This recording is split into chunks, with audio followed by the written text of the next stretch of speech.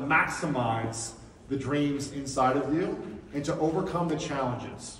And I want to share a story with you quickly about a big dream in my life and share with you the 3 keys on how to manifest any dream in your life through this story. Because there's really 3 things you need. I try to simplify things as much as possible. Obviously there's a lot that comes to taking on your dreams, but there's 3 key ingredients, I believe. The challenge is you're going to be faced with a lot of problems and a lot of obstacles throughout the pursuit of this. And I want to give you guys some of the tools and the inspiration on how to overcome the challenges, the negativity, the fears, the doubts, the 18-year-olds that are going to be trying to punch you in the face when you're trying to pursue your dreams, okay? And it starts with a big dream of mine, which is still, for 20 plus years, I've been trying to master a language. That language is English, because I still haven't mastered it. And I was in the bottom of my class, dyslexic, I could barely read and write, all those things, and I still struggle today as a 42-year-old reading and writing today. But with that insecurities, with the challenges of the English language, I also want to learn another language, which is Spanish. Any Latinos in the house? All right, Latinos. I took high school Spanish for 4 years, college Spanish for 4 years, and I still didn't learn anything. I tried everything, and it just still didn't work for me. But a few years ago when I met Martha, 4+ years ago now, she was like, you could barely say like, hola, it's like she was like, you couldn't understand anything, you couldn't say anything. I'm not fluent in any way, shape, or form, but I definitely understand a lot more. I speak a little bit more, I understand phrases. I can have a 2-year-old broken conversation with adults, but that's about where I'm at. But I said to myself, I can't just talk about having dreams and you gotta face your fears and go for your dreams without doing them myself. I've got to put myself in the driver's seat and do it myself. And I was resistant with this one. I was resistant with speaking Spanish because I just always felt so insecure speaking Spanish. I feel insecure speaking English to you right now. But I was like, I can't even do English, how am I going to do Spanish? But I said, in order to do this, I need to create a game plan, and I'm going to talk about what these 3 things were, these 3 keys for you in this story. I needed a game plan, and I needed to set a stage where I could put myself in the most uncomfortable situation to speak Spanish. And I thought, okay, what about just like hanging out with Martha and her family and her friends and just only speaking Spanish for an hour? That will be humiliating, right? Yes, but not humiliating enough. There's only going to be 4 or 5 people. They have to love me and accept me, right? It's like their family, their friends, like they have to play nice with me, right? They don't want to make her upset. So I said, okay, what if I did like, I don't know, a speech in Spanish in like a big audience in America. I just opened up in America in front of English-speaking people so they couldn't judge me because they don't know what I'm saying. And I was like, oh, that's not going to be good enough because I can trick people that way and I can look good. They're going to think I know what I'm saying, but I really don't know what I'm saying. So I say, okay, what is the ultimate test for me? The ultimate humiliation. Gosh, I need to be somewhere where they speak Spanish as their native language, and there needs to be a big audience, and it needs to be Spanish-only speaking audience. That will be the ultimate test. So I said, okay, that's not what I want to do. That's the last thing I want to do. And again, my higher self, pulling at my heart, said that's exactly what you need to do. So I said, okay, how do I book a speech in Mexico? I start making it happen, and I book a speech. Now, I get paid a pretty good amount when I speak at events. I get paid about 150 grand. I'll just let you guys know. And so, this is to set the context, not to brag, but just to show what's possible with a kid who couldn't read and write, who couldn't speak publicly. 15 years ago, I had no abilities on how to do this. I was terrified of speaking from small groups in English, let alone in Mexico, speaking Spanish. And I said, okay, I booked a gig for 150 grand. This context of this. They paid me. They paid me in advance, so now I have to go, right? So I have to go, I don't want to give the money back. They've already paid me. I can't back out. Get the flight, I get there. I'm telling Martha, this is what I'm going to do. This is my plan. I'm going to be on stage, and I'm going to speak for the first minute fluently in Spanish. And it's going to sound incredible.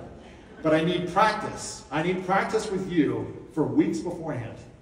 And I was like trying to write down and rehearse this thing for weeks, like this perfect introduction. And we get to the venue. I'm practicing the day before. I'm practicing the night before. I'm practicing the morning of. I'm practicing with her. I'm like role-playing with her and rehearsing. I'm like, okay, we're in acting class. I'm going to memorize my lines, everything. I've got this down. I'm ready. I'm confident. I'm going to make this happen, world. We get to the venue in the morning. I'm in the green room. I've got my notes. I'm rehearsing. I'm also preparing for a speech for an hour that I need to deliver. And everyone had headphones on so they could also translate because they had other Americans there. And I wasn't going to speak the whole time in Spanish because I can't. Otherwise, they wouldn't understand me. But I was going to do 1 minute. That was my challenge. Backstage. Let's set the context. Backstage, we're in a green room. And they say, we're running behind. We're running behind. It's kind of what happens at every event. We're going to try to keep you on time. But they said, we're running behind. And I say, okay. They said, do you want some breakfast? Because we're about 45 minutes away. I thought I was about to go on stage and start getting mic'd up. They were going to put mic on me and get me out there. And they said, you got about 30, 45 minutes. We're going to bring you some food. You can hang out, relax. So now I'm relaxing. I got to re-prepare again later. I eat some food. I go to the bathroom. And this is where everything starts to get bad. All great stories or bad stories start with the bathroom. I go in the bathroom, I've got music on, I'm like, okay, I've got another 30 minutes, I'm just gonna relax, and I'm gonna prepare again right before. And I go to the bathroom, and all of a sudden, I hear my intro music to go on stage. I shit you not, my intro music. And I had to like, squeeze it back, right? I was like, how? But it was already coming out. You know what happens when it's coming out? You just suck it in. You're like, how? What do I do? Ah! And this was my biggest nightmare. Now, let me set more context. This is probably the biggest like ballroom. It's not a theater. It's like a convention hall. So you can imagine a massive convention room. And this, I'm like literally 300 yards away in a back room, green room. I'm hearing music and I go, that's not my intro music. Then I'm hearing banging on the door. You need to go on now. Shit you not. Sorry, son. And I'm like, this is not happening. And I'm literally saying to myself, I'm not going out there like this. I'm not ready. I'm not prepared. And what are they doing? Why do they put the music on? They told me I had 30 minutes. What are they doing? I'm not mic'd. I'm not prepared. I don't have a clicker. I don't have anything. I literally start wiping, squeezing and wiping at the same time. Pinching, Rob, pinching and wiping. Pinching and wiping, guys. The music is going. The music is happening. Oh, and there's a live band playing. There's a live band playing, and the music is going. Pinching and wiping. I'm literally, I don't even know if I get clean, Rob. I don't even know. It's like you're just wiping. And I'm flushing, throwing it away, and I'm literally opening the door. Pants are down still. I open the other door to go out. Martha's outside. Thankfully, she wasn't in the bathroom with me. She's right outside. And there was another guy who's like my assistant for the day who's supposed to take me out there before I was supposed to go on. I opened the door, and for whatever reasons, he's like, we gotta go. And he kind of does some of these motions. I shit you not, he punches me in the eye. He's like, we gotta go. He's like trying to get me and go like this. And he goes, we gotta go, but it like hits me in the eye. And I'm like, I cannot see. I literally cannot see. So he punches me in the eye, and it is like, I don't know if you've ever scratched your eye, it's like burning, right? It's like burning. Pants are down, scratched eye, I hear music, and I just start running. I start running, and it takes forever. Like, I'm like, this is a disaster. I'm like, this is a disaster. And in my mind, I'm saying, I already got paid. Is it worth just giving the money back? Like, 150 grand, is it worth it? Or am I humiliating myself even more? I'm running, pulling this up, I can't see, so I'm like running down like this, right? Like, running down, and I gotta leave one room. Then, this is all blackout backstage. I trip and I fall because I can't see anything, guys. I'm falling, I'm getting back up, I'm sprinting. Now there's a huge convention center with thousands of people, right? The band is playing, they're all excited. I have to sprint down. Everyone watches me sprint. Everyone watching in the arena sprint. This was the dumbest, I don't know why they did this. This was the dumbest thing. Imagine the stage 3 times higher. Backstage, they have these stairs that go up literally 3 flights of stairs. So I'm backstage running, and everyone sees me running. Running, and I go backstage, I have to run up 3 flights of stairs. I don't know what they were thinking. They were trying to do some cool entrance for every performer and speaker. It was like a 360 time capsule that you had to like do a 360 in, and then you like get spit out into the audience. It was like this circular thing that you have to like go around. So now I'm blind. I got shit in my ass. I can't see, and now I'm nauseous because I just did a 360. I have no mic. I'm zipping my pants up on stage, guys. I come out there, and I'm like, you gotta focus on this moment and get it together. This is a moment. It's not an ideal moment. It's not an enjoyable moment. But it's a moment, and how am I gonna respond? How am I gonna respond? And I'm literally in my mind saying, how could they have me, they told me I had 30 minutes, the negativity. They told me this. I'm shitting myself still. The guy punched me in the face. He was supposed to guide me. He scratched my eye. I couldn't see. I was like, the negativity piled up. I don't have my mic on. I don't have a clicker. The band finishes the song. The song is a 3.5-minute song, and I come out at the last few seconds. And I'm like, standing on stage, people don't know what to do, because again, I'm zipping my pants up. I have no clicker, I have no mic, so I just go like this. Is there a clicker, is there a mic? I'm just like, someone runs on stage, I have to run and grab the mic. Someone hands me a clicker on this side of the stage, I have to run over here, and I just say, focus on the moment, focus on the moment. And in the moment I said, screw this, I'm not speaking Spanish. Screw this crap, I'm like, I don't remember a thing, all that rehearsal gone, like that. Let me wait for better conditions. Let me wait for a better moment. I'm not ready, like, this is the worst and most embarrassing thing.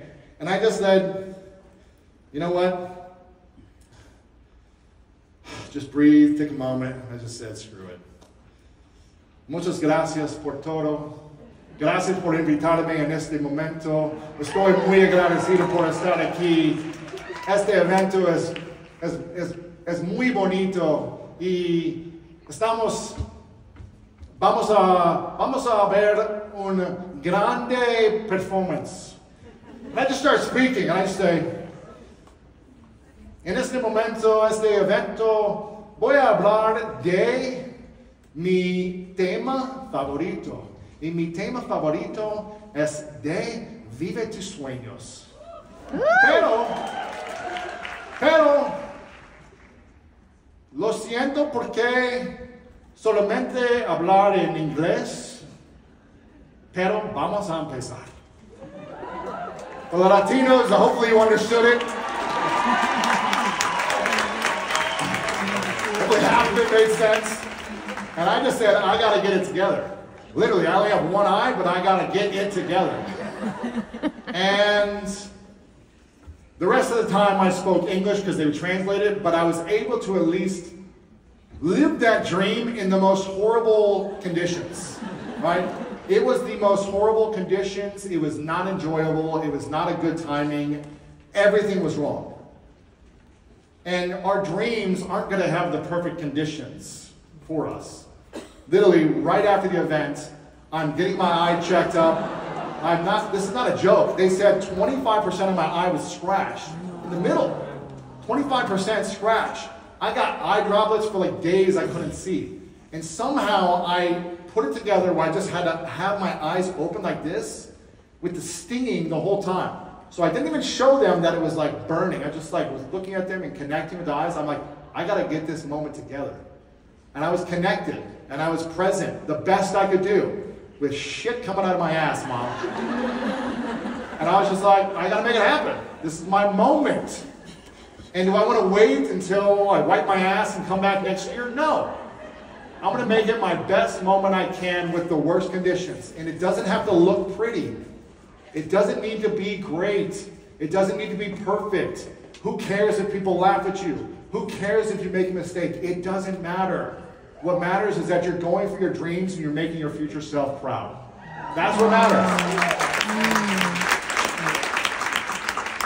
And there are three keys to accomplishing any big or small dream. First, you need a clear mission. I had a mission. I want to speak Spanish. You need that mission. You need that thing. I also want to go to the Olympics. That's a mission. I'm clear, and I fantasize and I romanticize about it. I romanticize about walking into a small pueblo, a tienda in Mexico, and an abuela coming up to me and saying, ¿Qué quieres? ¿Qué quieres, hijo? And me going up and having this like broken conversation in Spanish and just having a moment with a stranger. But I was able to speak her language. And what a beautiful 5-minute interaction. Our life is defined around the relationships we have and the memories we make. Two things, the relationships we have and the memories we make. And it's the moments we choose to create those relationships and memories from. Gratitude and generosity are the gateway to abundance. So when you have this mission, when you have the mission in mind, understand that to live beautiful moments, we've got to live with gratitude and generosity in our hearts, in our minds, because that is what will allow for possibilities of the dream to come true. Gratitude and generosity is the gateway to abundance. That's the first key. Whether you've got some big crazy dream, or you're just trying to like go up and say hi to a stranger, whatever the mission is, live with this. The second thing we need to accomplish our goals and our dreams is a map. We have an idea of what we want, and we need a map on how to get there. I want to simplify this, guys. It doesn't have to be as overcomplicated as we think. We need a map. At the end of last year, I went to Paris to watch the Olympics. I came back and I mapped out. I said, okay, I've got the next 4 years. The dream is either going to happen in 4 years or it's not. I can't control the outcome. I can't control if I'm going to make the team or not, if I'm going to be at the Olympics, but I can control every moment leading up to it to give myself the best possible chance. It doesn't mean I'm guaranteed of the dream. It doesn't mean that we're guaranteed of what we want. But I can do everything leading up to that moment to give myself the best possible chance. And at the end of last year, I mapped out the entire year, this year, day by day, week by week. My friend Jesse Hitzler created this big-ass calendar club. And so I printed this off. I mapped out the entire year. Not 100% of this has happened. I've had to be flexible, but I've mapped it out day by day. You won't be able to see this, but I literally said wedding day, book launch, book tour. Then I wrote New York Times bestseller on the date it was meant to happen. And it happened.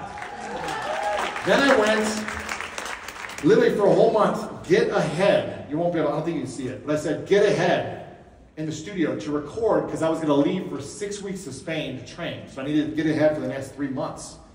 Then it says handball for a month and a half. And I went to Spain. I showed up. And I got punched in the face the first day. It's not perfect conditions. And I'm just planning it. Pregnancy, look at Summit of Greatness. There's a whole time for Summit of Greatness week. I planned that a year ago for this moment, guys. This moment was planned for you to be sitting in this seat. There are going to be challenges and fears. And the greatest lesson I've learned is that you have to go all in on your fear until the fear disappears. This is what you must do. Go all in on your fear until the fear disappears. Because I'm telling you, I've done this for 10 years up here. It's still scary. I literally asked my team beforehand, I go, I don't know if anyone's gonna show up. I didn't know. I hope everyone shows up. We sold a ton of tickets. People said they were coming. But how embarrassing and humiliating would it be to spend all the money we spent on this event and I show up and no one's here? It'd be pretty humiliating for me. It would feel, oh man, I tried really hard and it didn't work out. But we have to go all in on our fear until the fear disappears. Speaking Spanish on stage last year in front of a Mexican audience was humiliating and terrifying.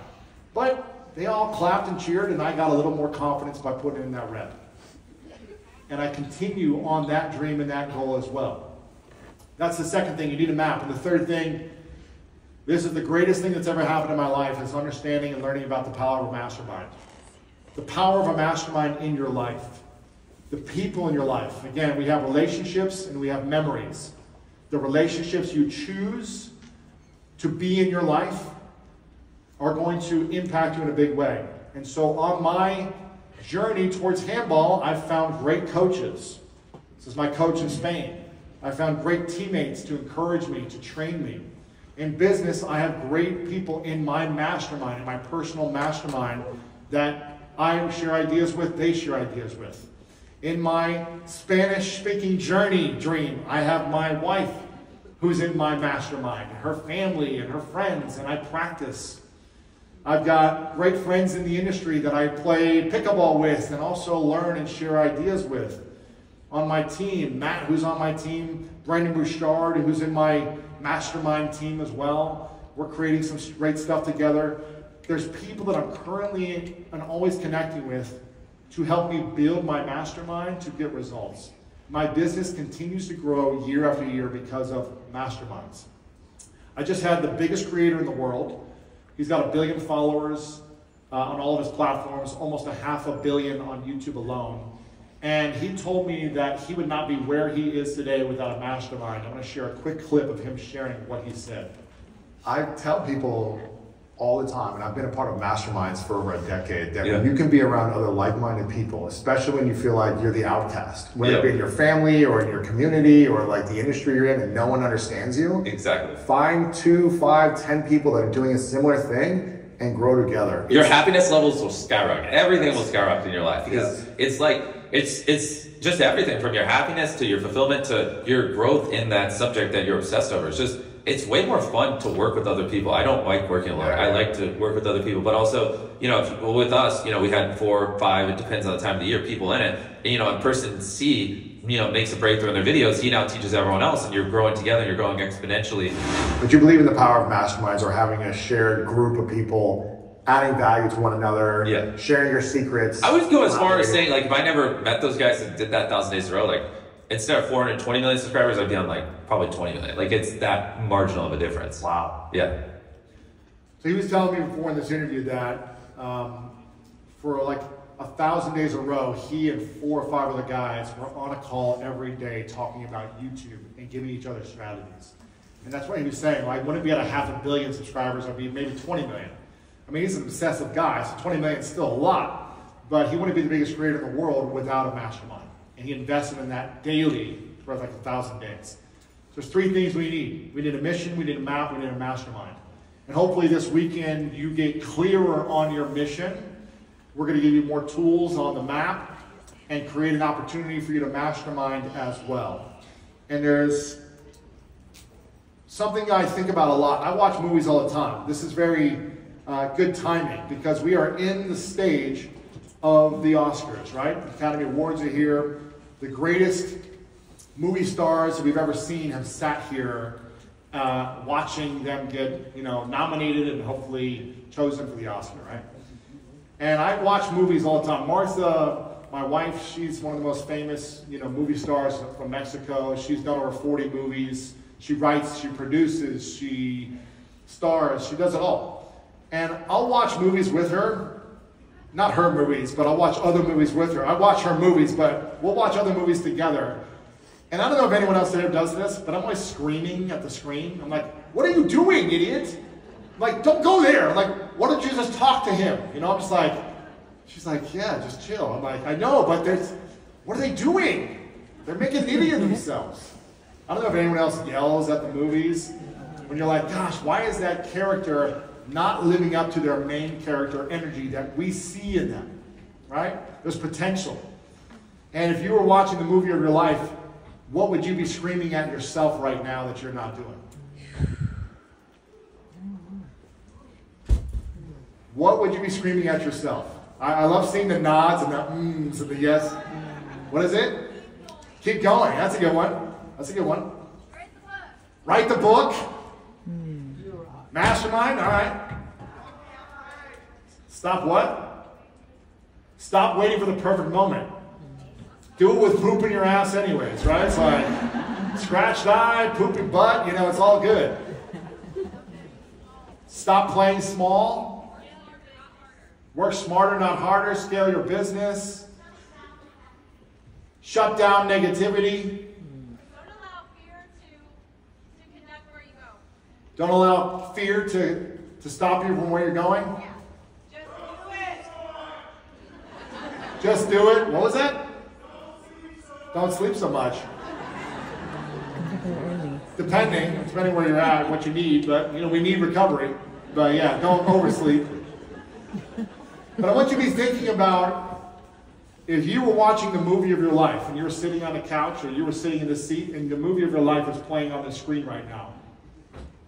And the exact time of your life right now is happening. What type of moment in the movie would you be at? Would you be watching? And what type of moment would you like to happen next? And the beautiful thing is we get to direct, star in, produce, edit our own movie. We don't get to do that with the past, but like every great hero's journey, there's some call to adventure, there's something that's challenging us usually that we get to make a decision on either way. And we get to decide in this moment, do I stay where I'm at? Do I stay stuck or do I keep going?